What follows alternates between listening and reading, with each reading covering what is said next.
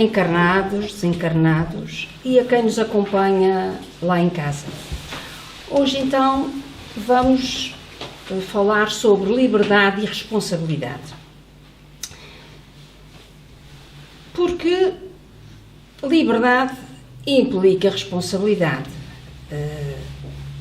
E nós vamos ver que quanto mais responsabilidade, mais liberdade nós temos e vice-versa. Uma coisa implica a outra, como nós vamos ver. Para a elaboração desta palestra, eu baseei-me mais em 3 obras. 2 da codificação, o Evangelho segundo o Espiritismo, o Livro dos Espíritos e as Leis Morais de Rodolfo Caligaris. Ora, eu faço-vos um convite durante este tempo que nós vamos estar aqui a pensar, a refletir até que ponto somos livres. Até onde é que vai a nossa liberdade? E se a liberdade que nós gozamos é total. Que é que achas? Sim ou não? Acho que não. Que não. Pronto.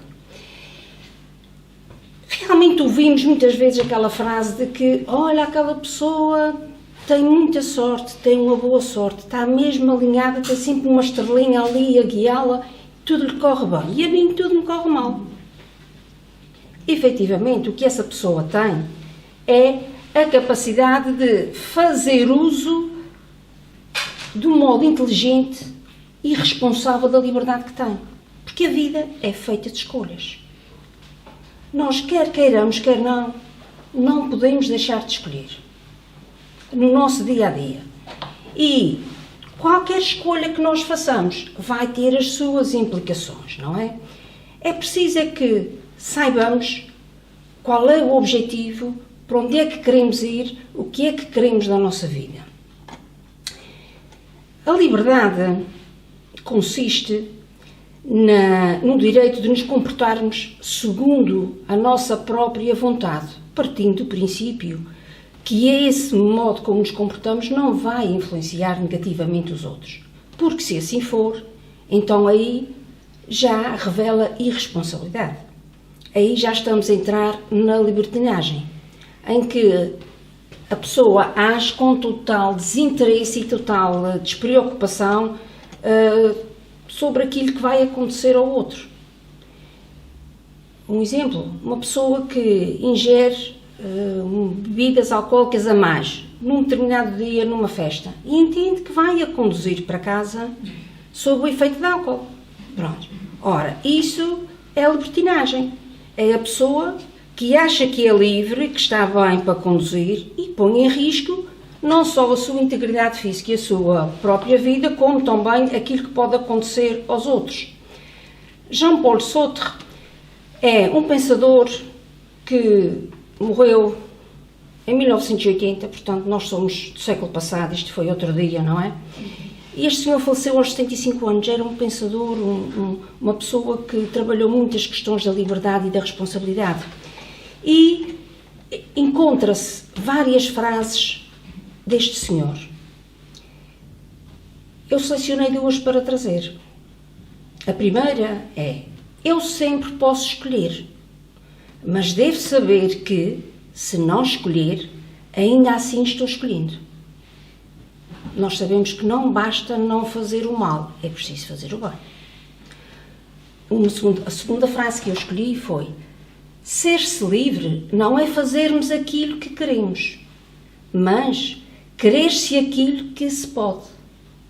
Ora, quem vive ali em sociedade, claro que não pode fazer tudo aquilo que quer. Nós temos responsabilidade, todos nós, de responder perante as leis civis, mas também respondemos pela nossa consciência. No Livro dos Espíritos, Kardec, codificador da doutrina, perguntou à espiritualidade superior onde é que está escrita a lei de Deus. E eles respondem, a espiritualidade superior, na consciência. Ora, daí que perante um ato, mesmo que não haja consequências, nem haja punições jurídicas, podemos sempre ser acusados pela nossa própria consciência. Todos nós conhecemos a frase de a consciência pesa e muito, não é? E existem várias leis. Existem as leis civis, as leis morais. Na terceira parte do Livro dos Espíritos nós vamos encontrar a lei divina ou natural. E dentro dessa lei encontramos as 10 leis morais. E hoje vamos, sem falarmos diretamente, vamos tocar na lei da sociedade, a lei da liberdade, a lei da conservação, a lei do trabalho, não é? Importa referir que as leis civis, as leis jurídicas, vão sofrendo alterações. De país para país varia, até mesmo dentro do mesmo país, conforme os tempos vão atualizando, as leis vão sendo também adaptadas à atualidade. Daqui deve haver alguém que se lembre bem do regime que nós tínhamos antes de 25 de abril de 74 e a liberdade que nós temos depois do 25 de abril de 1974. Eu não me lembro porque eu ainda era muito criança, mas, graças a Deus, nós vivemos num país livre. Com tudo isto, o homem pode enganar, pode burlar as leis humanas, mas as leis da nossa consciência não. Mais cedo ou mais tarde, nesta ou em próximas reencarnações, a nossa consciência vai nos despertar para a realidade e vai nos chamar a prestar contas dos nossos atos. E isto vai fazer com que, efetivamente, a gente possa, se não for nesta reencarnação, na próxima, a gente possa reparar alguns problemas e algumas falhas que tínhamos estado aqui. E como é que nós fazemos este processo de aprender e de ir corrigindo os erros? Há 2 métodos. Ou vamos pelo amor, ou vamos por aquele que a gente geralmente é mais eficaz, que é pela dor, não é? Vamos então refletir um pouco sobre a liberdade das nossas escolhas que fazemos enquanto homens livres, através do uso do livre-arbítrio. O espírito, enquanto ser imortal que é, pode escolher ser útil ou inútil.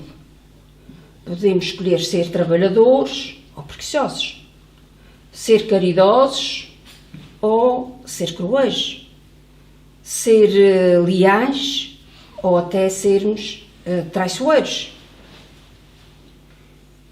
E o livre-arbítrio o uso do livre-arbítrio é que vai determinar as nossas ações.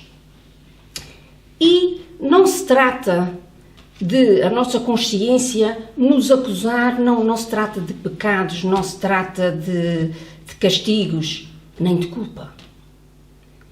O que nós precisamos e é um grande convite, é conseguirmos transferir neste processo de amor ou de dor, conseguirmos transferir a culpa, transformá-la em responsabilidade.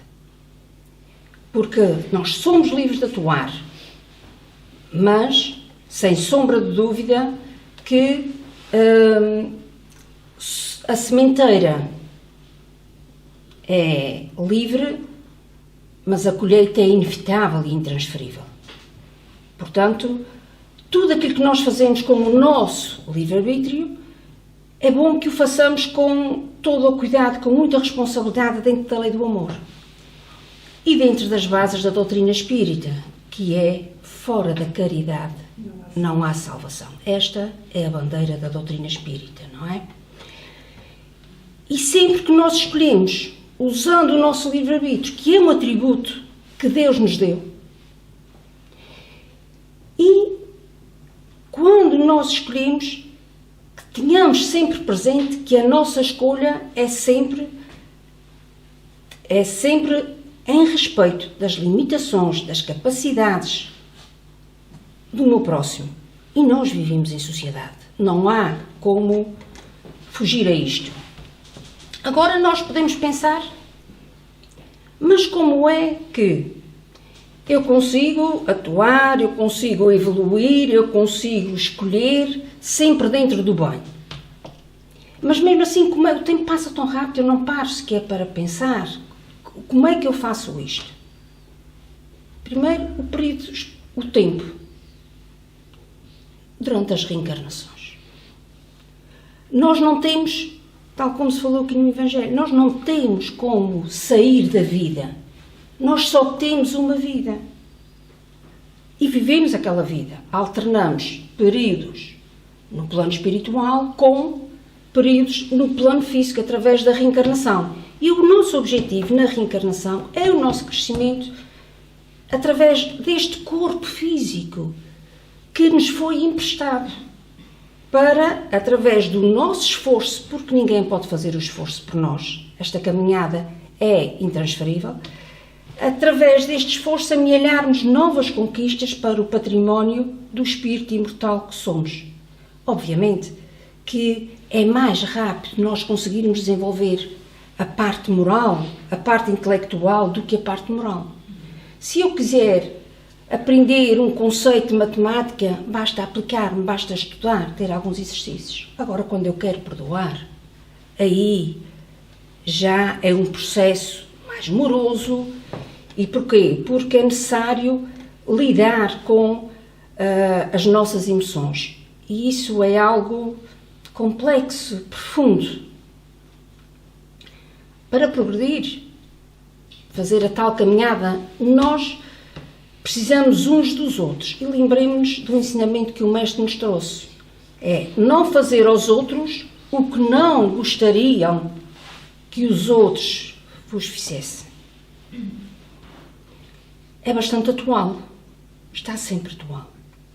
E esta é a expressão mais completa da caridade, porque resume todos os deveres do homem para com o seu próximo. Devemos construir esta nossa caminhada dentro da liberdade, mas lembramos que somos sempre seres que não fomos feitos perfeitos, mas sim perfectíveis. E, para atingirmos esta perfeição, é necessário que a gente vá nos esforçando para podermos desenvolver a parte moral, mas, embora seja uma caminhada individual, mas é feita em grupo. Porque se eu estiver bem, se eu estiver no bem, se eu estiver equilibrada, se eu for uma pessoa honesta, que eu age de acordo com a minha consciência, se for uma pessoa responsável, quem me rodeia vai estar também mais harmonizado, mais equilibrado. É uma questão de escolhas. Portanto, nós não gozamos de liberdade absoluta. A nossa liberdade é relativa. E a espiritualidade superior vem-nos dizer que a liberdade total só seria possível ao eremita no deserto. Porque desde que haja dois homens juntos, há o direito a respeitar. Daí que a liberdade de cada um termina onde começa a liberdade do outro, não é? Nós somos seres sociais. E é na sociedade, mais concretamente na família, nas escolas, nos locais de culto, no nosso trabalho, com os nossos grupos de amigos, que vamos ter de cumprir as normas, as regras e aquelas leis que proíbem ou que então permitem como se age dentro daquela sociedade. E agora vamos pensar um bocadinho, vamos entrar na esfera do pensamento. E o nosso pensamento é livre a 100%? É. Exatamente. Na questão 833 do Livro dos Espíritos, Kardec pergunta se há no homem alguma coisa que escape a todo o constrangimento e lhe é permitido desfrutar a liberdade absoluta. A espiritualidade superior diz que é pelo pensamento que o homem desfruta de uma liberdade sem limites. Porque o pensamento não conhece obstáculos. pode impedir-se a sua manifestação, mas não aniquilá-lo. Ora, se o pensamento é livre a 100%, se eu posso pensar o que eu quiser, se há bocadinho estávamos a falar na responsabilidade de atuarmos de acordo com o respeito ao outro, que existe o eu e existe o outro, então como é que é? Posso pensar aquilo que quero? Poder posso, claro que tem, mas tem consequências. Claro que tem. Vejamos também a espiritualidade superior vem-nos dizer, e uma vez mais encontramos na codificação, que os espíritos encarnados, os desencarnados, influenciam-nos, a nós encarnados, mais do que aquilo que nós julgamos. Porque muitas vezes até são eles que nos conduzem. Nunca vos aconteceu a fazerem algo e de repente dizem: mas como é que eu fiz isto? Isto nem parece meu. Como é que eu fui quando dei por mim? Já me vi envolvida nesta situação. São processos muito subtis. Vejamos então a relação entre encarnados e desencarnados. É uma relação contínua e através do pensamento nós atraímos para junto de nós aquilo que queremos, aquilo que desejamos e aquilo que nós gostamos. É como se estivéssemos na onda de um rádio. Mudamos de onda, mudamos de sintonia.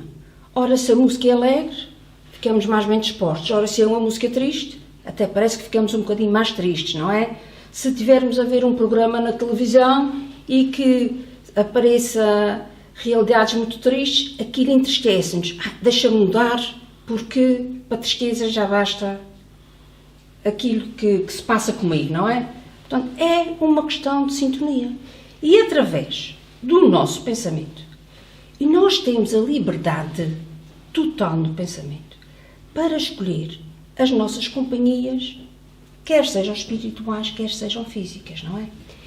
E essas companhias espirituais vão condicionar, vão influenciar a nossa capacidade de decisão sobre aquilo que nós vamos querer para a nossa vida. Esta é a verdade. Não foi à toa que Jesus estabeleceu o conhecereis a verdade e a verdade vos libertará. Lidar com a verdade, efetivamente, qualquer que ela seja, implica ter a capacidade de substituir, uma vez mais eu refiro, o sentimento de culpa pela responsabilidade, para podermos remediar, corrigir o mal que fizemos.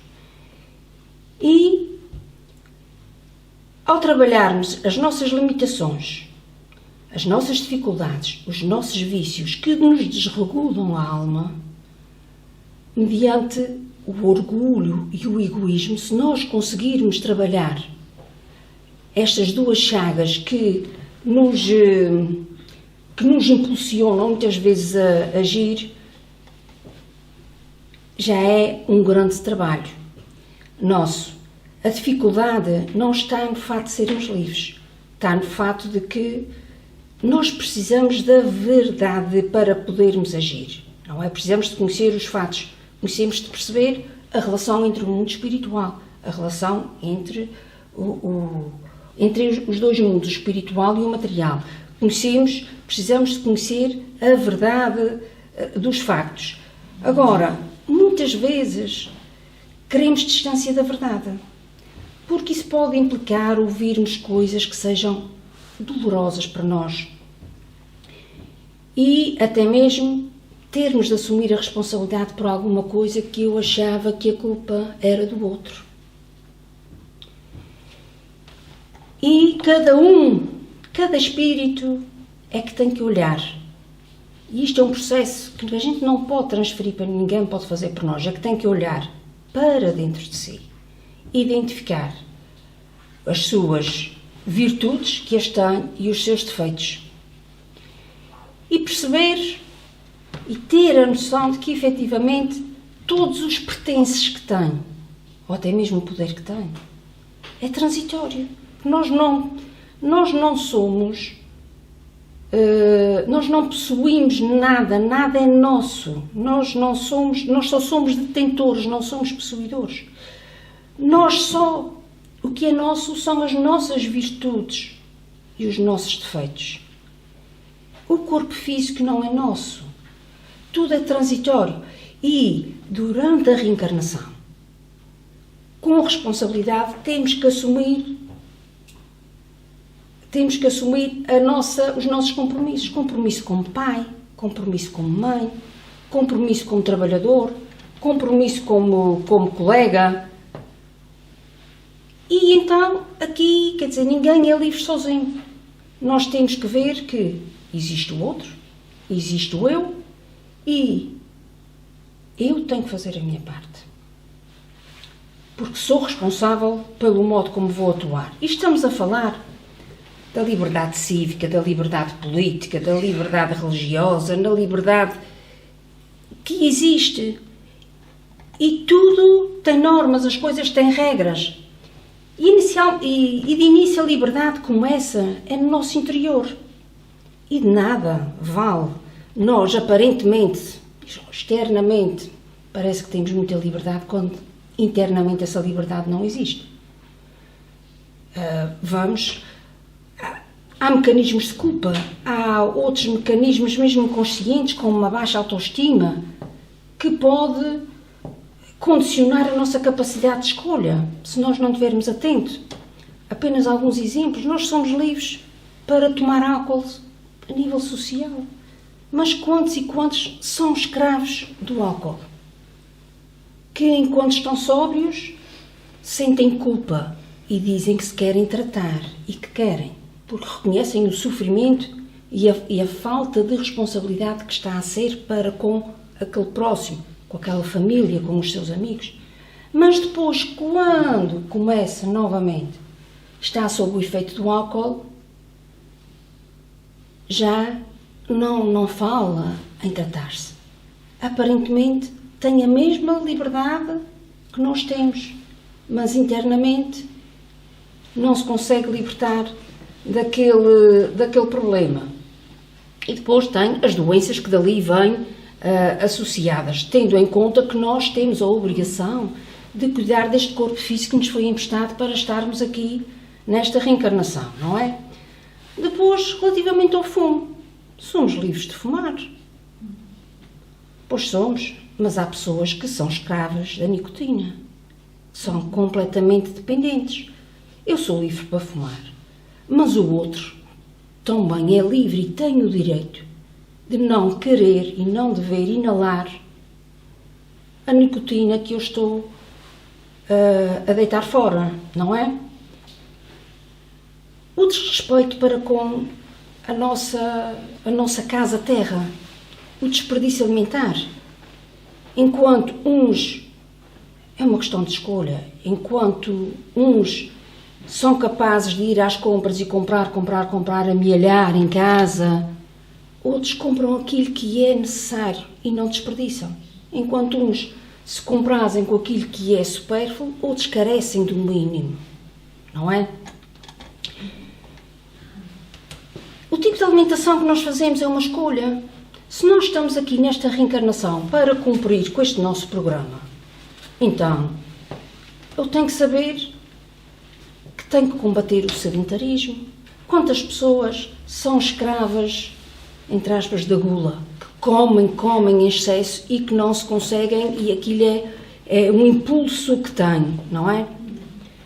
Portanto, por muito que o nosso médico nos aconselhe, por muito que os profissionais de saúde nos aconselhem, a escolha é nossa.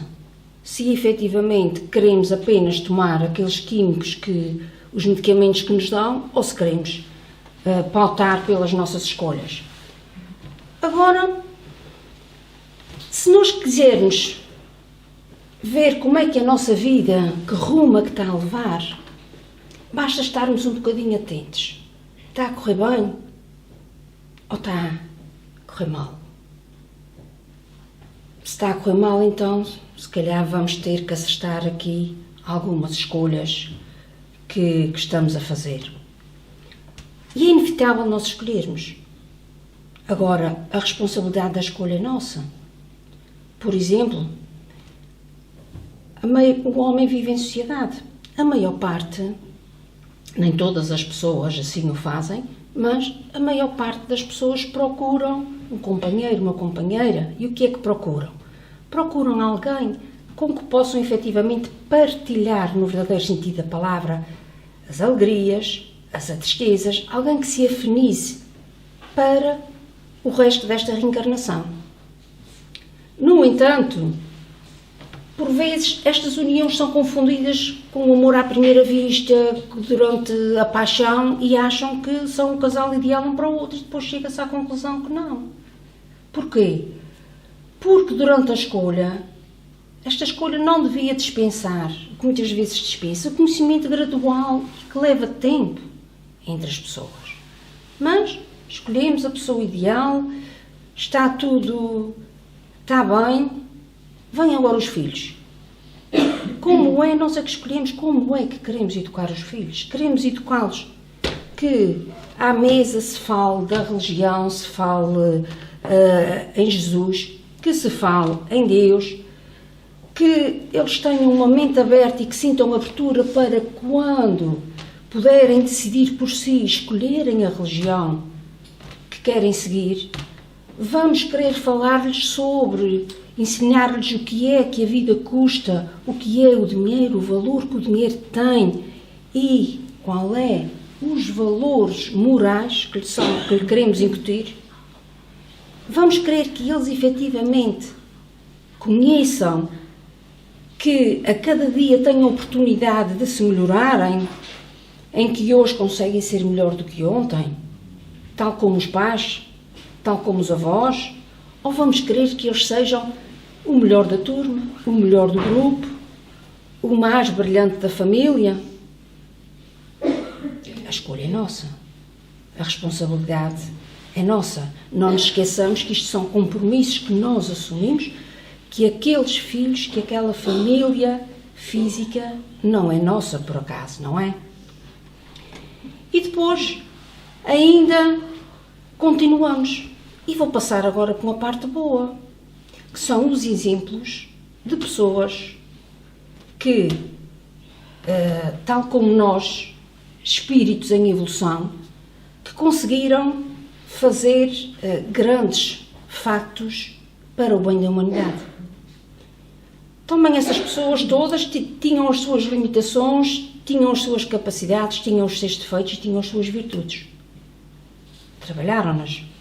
Claro que algumas delas num patamar mais evoluído do que nós estamos aqui neste momento, mas estes, eu tenho que começar por este, que é da atualidade, são os profissionais de saúde. Efetivamente, atualmente, com tudo isto que se está a passar a nível mundial, o modo como os profissionais de saúde se dedicam, com o profissionalismo, como cuidam, com amor, com carinho, com caridade, tendo o cuidado debaixo de todo aquele equipamento, ter o cuidado de escrever o nome para que o doente saiba, escrever o nome na viseira e até nas costas, para que o doente saiba que aquilo é aquela que é o enfermeiro José, o médico Manuel, o assistente operacional Francisco. Efetivamente, o que estes profissionais têm feito a nível mundial, façamos nós a nossa parte, que é dar-lhes um pouco de descanso, cumprindo com as orientações, com as normas, com as regras que a nível da sociedade são decretadas e são bastante dinâmicas, não é? Outro exemplo recente, que não tem comparação, Nelson Mandela foi uma grande influência, um grande marco histórico para a humanidade, o trabalho que este homem fez em relação à liberdade. Encontramos escolhas como a da Madre Teresa de Calcutá, que desencarnou outro dia, em 1995, aos 87 anos de idade. Esta irmã ficou conhecida pelo trabalho que fez no Terceiro Mundo com as populações carentes. E poderíamos ir por aí fora. Salto agora para dentro do Espiritismo. Temos Francisco Canto Xavier, que já desencarnou. O trabalho que aquele espírito fez, a missão que ele teve e que ele cumpriu. Divaldo Pereira Franco, Raul Teixeira, entre outros, que dedicam a sua vida a trabalhar no bem e a divulgar a verdade, como Jesus diz, conheceis a verdade e ela vos libertará. Com uma quantidade de livros psicografados, traduzidos em várias línguas, e que nós, muitos deles, não os precisamos comprar. Basta-nos ir e descarregar e consultar. Liberdade com Jesus, efetivamente, é a opção. Com essa liberdade a gente faz tudo aquilo que se faz no dia-a-dia. Conseguimos nos divertir com amor, com respeito, com responsabilidade, conseguimos constituir família, conseguimos ter o nosso trabalho, conseguimos ter o nosso sustento, conseguimos contribuir para o bem de todos. Mas podemos dizer, calma aí, mas eu não posso ser responsável por 100% de tudo aquilo que me acontece. Há coisas que saem fora da nossa esfera de ação, não é? Eu quero, por exemplo, uma cidade que seja limpa, pacífica, sem que haja que haja respeito, e se existem os contentores para pôr o lixo, e se as regras é pôr no contentor do lixo que não seja posto no lado de fora da porta, por exemplo. O que é que nós temos que fazer? Em grupo ou isoladamente, mas nós vemos tantas atividades em grupo, como os peditórios peditórios que são feitos com voluntariado e com grandes, nunca se viu também tanta caridade, nunca houve tanta abertura e tanta possibilidade de ser divulgado para se trabalhar no bem. E é claro que nessas situações, eu não sou responsável, as pessoas têm ali o lixo amontoado, vou deixando de ficar porque eu não sou responsável por aquilo. Não. E aqui entra a cidadania, a lei da sociedade, em que todos nós temos o dever de nos dirigirmos às autoridades competentes, que são pessoas que foram eleitas por nós. Quando eu digo nós, humanidade, não é? Não estou a falar especificamente numa zona, não é? São pessoas que são treinadas, foram selecionadas para desempenhar determinados cargos. Cabe-nos a nós. Não é falar só no bem, nem ficar só na palavra. É agir. Porque nós somos responsáveis pelas tomadas de decisões, e trabalhar no bem é isto. Temos que ter a noção de que devemos agir em conformidade com a nossa consciência, mesmo que socialmente isto não seja o mais agradável. Mas há também que saber dizer que não. Do mesmo modo que há que saber dizer que sim.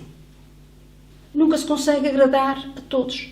Mas nós, espíritos encarnados, não estamos para agradar a uns e a outros. Nós estamos para evoluir de acordo com as nossas necessidades, não é? Outro ensinamento que o mestre nos trouxe foi o orai e o vigiai. Orai para quê? Exatamente, porque é através da oração que nós nos conseguimos sintonizar com a espiritualidade superior. Conseguimos afinizar, conseguimos uma melhor orientação, um melhor equilíbrio, sem que os nossos anjos da guarda, os chamados anjos da guarda, interfiram no nosso livre-arbítrio, porque esse é nosso. E eles estão sempre disponíveis, assim queiramos nós estar receptivos, porque a oração, a prece, está conjugada ao pensamento que lhe está associado. E é uma questão da sintonia o pensamento no bem. E o vigiai é estarmos atentos, alerta, durante esta reencarnação, para aproveitarmos todas as oportunidades que por aí andam, para nós podermos agir, para nós podermos melhorar. É claro, quanto maior a dedicação, mais depressa vamos vendo os resultados. Notemos que as nossas maiores carências,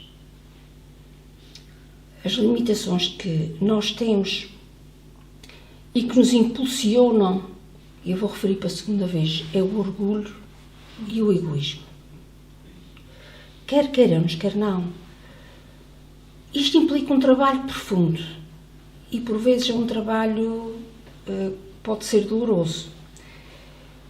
Mas com paciência, que já é uma grande virtude, e com responsabilidade, tentemos esforcemos por nos tentarmos apaziguar, tentarmos acalmar.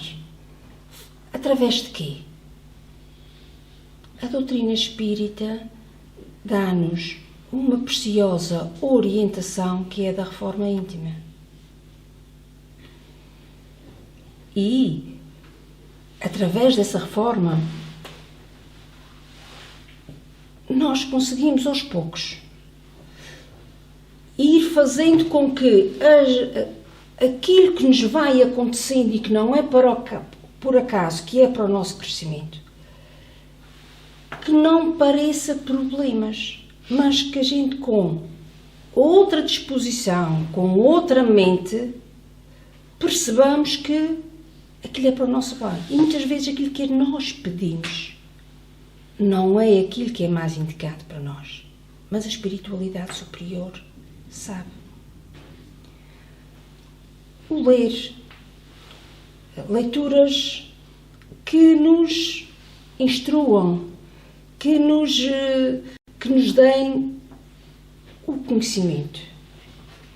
O fazer o Evangelho no lar, como nós já vimos. O fato de virmos aqui às terças-feiras, ouvimos o Evangelho, que parece que estava combinado a questão da reencarnação, as palestras, o passe, as águas fluidificadas. Temos aqui uma boa, podemos dizer que uma boa biblioteca disponível.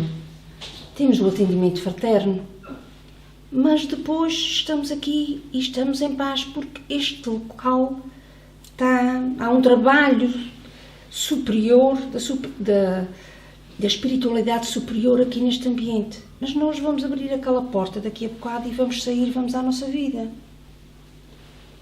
E não serve deixar, estive lá, soube-me bem, agora vou enfrentar os problemas que eu tenho. Saio, batem-me no carro, pronto, uma série de contratempos, faz parte. Se calhar é para testar a nossa virtude da paciência. Pensemos nisso, está bem?